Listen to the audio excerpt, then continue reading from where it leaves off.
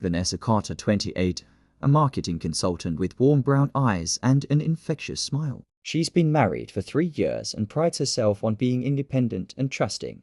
Marcus Carter, 31, Vanessa's husband, a corporate attorney with a charming demeanor, tall, well-dressed, with a smile that once made Vanessa's heart skip. Diana Ross, 29, Marcus's personal secretary, polished and professional, with an unsettling familiarity around Marcus.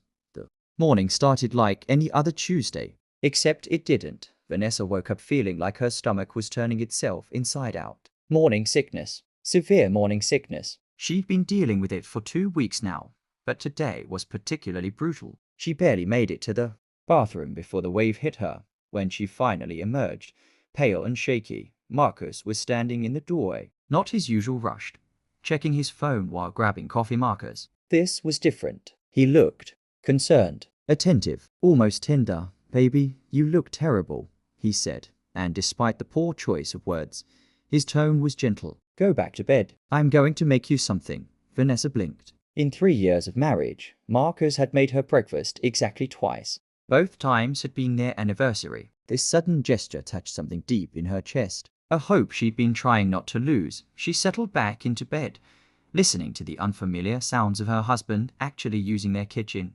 cabinets opening, the refrigerator door, the sizzle of something on the stove. 15 minutes later, he appeared with a tray, scrambled eggs with cheese, turkey sausage, fresh berries, toast with butter, even a small glass of ginger ale to settle her stomach. It was perfect, thoughtful, the kind of gesture that reminded her why she'd fallen in love with him in the first place. "Marcus, this is beautiful," she whispered, tears pricking her eyes. Hormones maybe, or maybe just the relief of feeling seen by him again.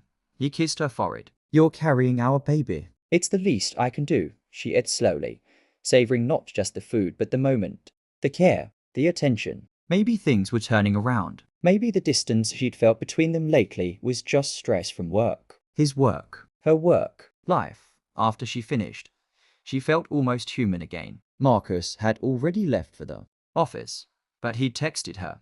"Feel better, love. Diana will drop by to pick up those files I left in the study." Diana, his personal secretary. Vanessa had met her a handful of times. Professional, efficient, always immaculately dressed. There was something about the way Diana looked at Marcus that Vanessa had tried to ignore. Something a little too familiar, a little too comfortable. An hour later, the doorbell rang. Vanessa answered, still in her pajamas, her hair in a messy bun. Diana stood there in a tailored cream dress, looking like she'd stepped out of a magazine. "Good morning, Mrs. Carter," Diana said with a smile that didn't quite reach her eyes. "Marcus asked me to grab some files. Of course, they're in the study." "Come in." Vanessa led her down the hallway, her bare feet silent on the hardwood floors. As they entered the study, Diana's phone rang. She glanced at the screen, and her expression shifted. Just slightly, just enough, she answered. "Hey." "Yeah, I'm here now." Picking them up, the voice on the other end was male, muffled, but unmistakably Marcus. And then Diana laughed. That particular kind of laugh. Intimate, inside joke laughter. "Stop it," Diana said softly into the phone. "She's right here." "No, I'll tell you later." "Okay, love you too." The world tilted. "Love you too." Diana ended the call and turned to Vanessa with that same professional smile. "Sorry about that. Where are those files?" Vanessa's mouth had gone dry. Her hands trembled, but she pointed to the desk, her voice somehow steady. "There, the blue folder." Diana gathered the papers, thanked her, and left. Vanessa stood in the study for a long time after the front door closed. Her mind was racing, replaying "Love you too," the comfortable way Diana had said it, the laugh, the familiarity, the special. Breakfast suddenly felt different, not like love, like guilt. She sat down at Marcus's desk and opened his laptop. She'd never snooped before, never felt the need. But her hands moved almost on their own, typing in his password. The same password he'd had for years. Their wedding date. She found the messages within minutes, months of them. Text exchanges that made her stomach turn all over again.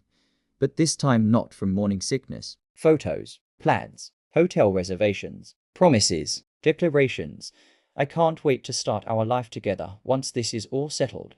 She doesn't understand. "Me like you do, just a little longer, dear." "I promise." Vanessa sat there, reading every word, her heart hardening with each line. The baby inside her seemed to sense her distress, making her feel even more nauseous. But she didn't stop. She read it all, took screenshots, sent them to her own email.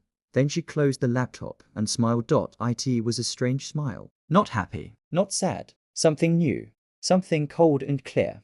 Over the next 3 weeks, Vanessa played the role of doting wife perfectly. She thanked Marcus for his continued attentiveness. She accepted his flowers, his apologies for working late, his promises that things would calm down soon. All the while, she met with the best divorce attorney in the city. She documented everything, gathered evidence, moved money into separate accounts, made plans. She also made an appointment with her doctor and learned something that changed everything again. Twins.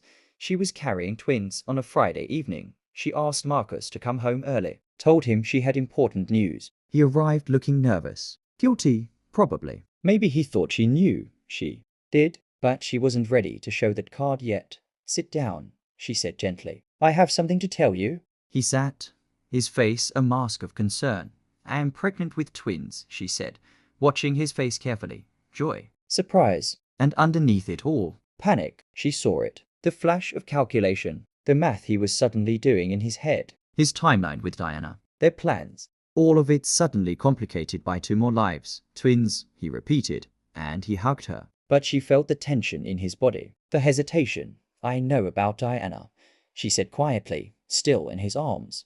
He froze, pulled back, started to speak. She held up her hand. Don't. Just don't. I know everything. I've known for weeks. His face went pale, then red. Then he tried anger, denial, excuses, all the predictable responses. She listened calmly, then handed him an envelope, divorce papers, already filed. You'll be hearing from my attorney. I get the house, the car, and a very generous settlement, which you'll pay. Because if you don't, every person in your firm, every client, every professional contact you have will receive a detailed account of your affair. With evidence. Marcus stared at her. Vanessa, we can work through this. The babies are mine. You'll have visitation rights, supervised, initially, and you'll pay child support. All of this is non-negotiable. She stood up, smoothing her dress. You can stay here tonight, but I want you out by morning. Diana's welcome to have you. You two deserve each other. She walked to the bedroom and closed the door, locked it, and finally let herself cry. Not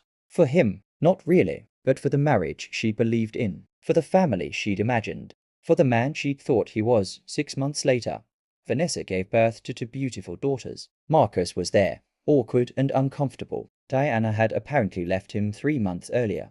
Once she'd realized he came with 2 babies and a hefty child support payment, life moved forward. Vanessa built a new normal, a harder one, yes. Single motherhood was no joke, but also a more honest one. She surrounded herself with real friends, real support. Her girls became her world, and sometimes late at night, when both babies were finally asleep, she'd remember that breakfast, how happy it had made her, how hopeful, and she'd be grateful, not for the lie of it, but for what it had ultimately revealed, that kindness without honesty is just manipulation, that love requires truth, and that she was stronger than she'd ever known. The scream Diana had let out that morning when Vanessa had confronted her weeks later in Marcus's office still echoed in her memory. Blood-curdling. The text on the image had called it. It was simply the sound of a woman realizing she'd been caught, that the wife she'd underestimated had been 10 steps ahead all along. Vanessa smiled at the memory as she rocked her daughters to sleep. Sometimes revenge isn't dramatic. Sometimes it's just the quiet triumph of standing your ground, of choosing yourself, of building something real from the ashes of betrayal. And that, she'd learned, was the sweetest victory of all.